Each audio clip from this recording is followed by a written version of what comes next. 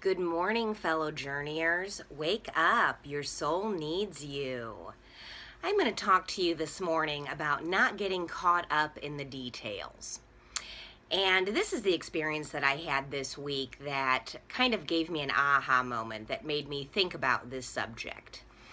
And there is a work called The Raw Material, The Law of One, and it was channeled work that took place in the late 80s and throughout the 90s by a group of 3 people. There was a lot of insight and a lot of interesting and very relevant subject matter that was talked about during this channeling. And there was a book that was published in the 90s about this channeled work.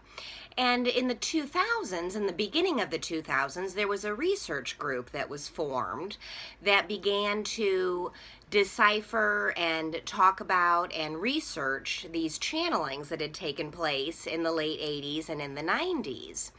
And so I was listening to a group from this research group that were talking about these channelings, and it was in a Q&A format, and people were able to type in questions for this research group and then to get answers for these questions. And a lot of the material that came about in this research had a lot to do with the idea that we are all one, that everything is in essence one soul, and it also deals with the chakras and with the different levels of densities. And so I was listening to this recording, and they were talking about the chakras, and they kept referring to the heart chakra as the green ray chakra. And I started thinking, man, I have never visualized my heart chakra as being a green ray. I have always envisioned my heart chakra as being pink. That's what has been natural to me, and that's how I've always envisioned my heart chakra as being. I've envisioned it being the color pink. And I started thinking, maybe I'm doing this wrong. Maybe I need to reassess what color I envision my heart chakra as being. And then they also started talking about getting in touch with the Creator and becoming one and recognizing that we are all one with the Creator, and that the way to do that was to meditate every day. And they suggested a 20-minute formal meditation every day in order to quiet your mind and get in touch with your Creator. And I started thinking, wow, I don't formally meditate every day. Now, I do get up in the morning, and I do have my quiet time. I do journal, I do pray, I do sit in the silence. And for me, that feels like a really great, strong connection to my Creator. But I started thinking, I don't meditate every day. Maybe I'm doing this wrong. Maybe I need to be setting aside 20 minutes every day and doing a formal meditation.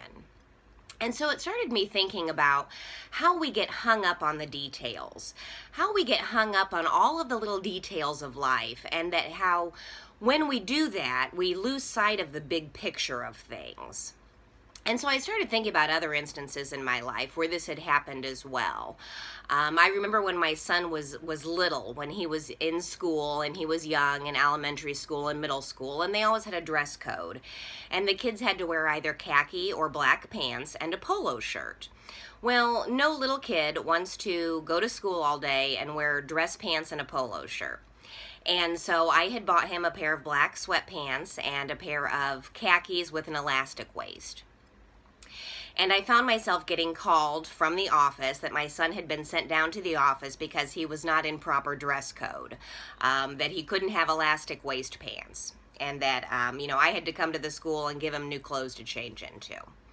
And I remember thinking how ridiculous that was at the time. I remember thinking, the idea behind the dress code, the theory behind it, was a good idea. The idea was that all of the kids would come in together, that they would all look the same, that they would be in polo shirts and the same color pants, and therefore it would cut down on bullying. It would cut down on dividing kids in different socioeconomic classes, right? So the idea behind it was a good idea. But here my son was struggling academically in school, not reading at grade level, and yet no one seemed to worry about any of these things. The things I was getting called for from the office were that he had elastic pants on, his waistband was elastic, and that wasn't approved. And I remember thinking how ridiculous that was.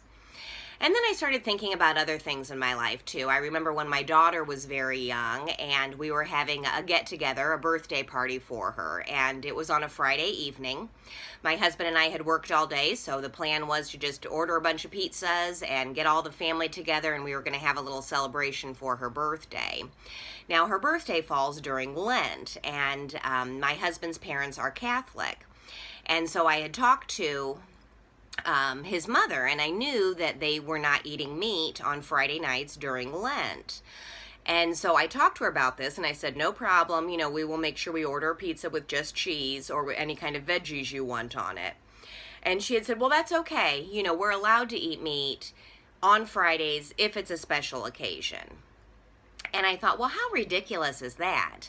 The whole idea of Lent is depriving yourself or taking away something from yourself in your life that you enjoy in order to recognize and to be in touch with the sacrifice that Jesus made for all of us. So are we so caught up in the rules that we are not eating meat on Fridays, but yet if it's a special occasion, it's okay to eat meat on Fridays? Have we lost sight of the big picture when we get so wrapped up in the details? And I think it's interesting, and for me it was a real aha moment as I travel this path of metaphysics and a bigger picture of religion, of spirituality. It's helped me to really get back in touch with what the big picture is. And it was a real aha moment for me that although I gave up traditional religion because I feel like traditional religions are so caught up in the details and in the laws and in the rules that they have forgotten what the real picture is, what the big picture is. Here I was thinking that I was embracing myself with what the real picture was, and here I was getting caught up in what color my chakras were, thinking I was doing this wrong. And so I think regardless of where we're at in our lives and how enlightened we may think we all have different times in our lives where we get caught up in these little details. We have details about rules and laws, the way we think things should be, and we lose sight of what the end goal is, what we really want to accomplish. There's dreams and goals that I have, things that I am working towards. And in my mind, I have created this story or this picture of how I expect everything to go, how I want everything to go, the different steps I'm going to take, the different responses I'm going to get from others, and how each of these things is going to work out in the right way, the way that I want them to, in order to get this end result or this end goal. And I am very aware that life does not tend to work that way. A lot of the end goals that I have reached, that I have come to, or the place that I'm at in my life right now, I did not reach by things working out the way that I wanted them to. I did not come to this place in my life and feel the way that I feel now and live the way that I live now with things working out the way that I had wanted them to work out. And I think the big picture is what we need to keep in mind. I think that oftentimes we need to let go of the details or of how we see things happening in order to get where we want to get to. And I think in order to do that, we need to come to a place of trust. Having trust in the universe, having trust in the process of life, and knowing that everything is going to work out the way that it is supposed to, in order for us to get to where we want to in life. I remember being married to my first husband, and we both worked full-time, and I was very adamant about household chores and responsibilities, and this was going to be a 50-50 relationship, and that I was not going to do all the household work when I also worked full-time. And I remember coming home one day and he had done laundry and he had folded all the laundry and had it all done. And I was upset because the laundry wasn't folded the correct way. It wasn't folded the way that I wanted it to be folded. And I refolded all the laundry to show him how to correctly fold the laundry. And I didn't get the response that I wanted to from him. He didn't say, "Oh, thank you, Rachel, you've enlightened me. Now I know how to do it correctly. I will change the way I fold laundry." Instead, he just simply said, "Well, if I don't do it the right way, then you can do it."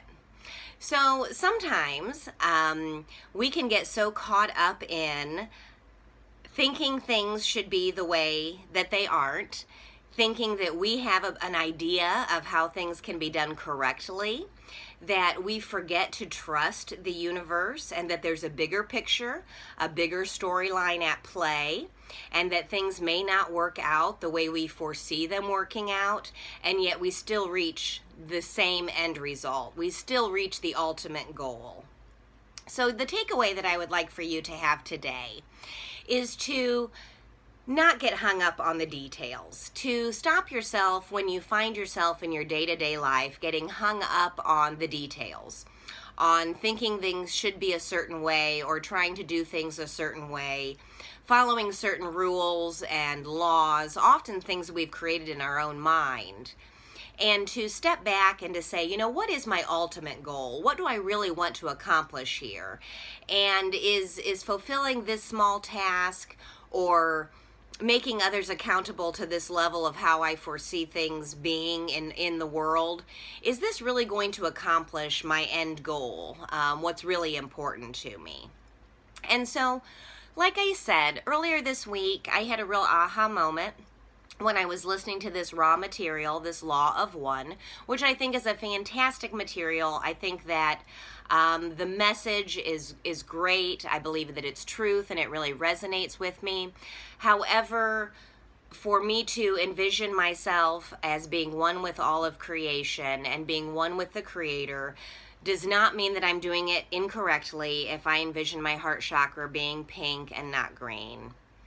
And this was an aha moment for me. And I hope that you remember to not get so hung up on little details that you lose sight of the big picture.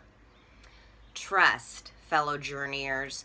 Trust in the process of life. Everything is unfolding exactly the way that it is supposed to. And I don't want to spoil the ending for you, but everything is going to be okay. Peace and namaste.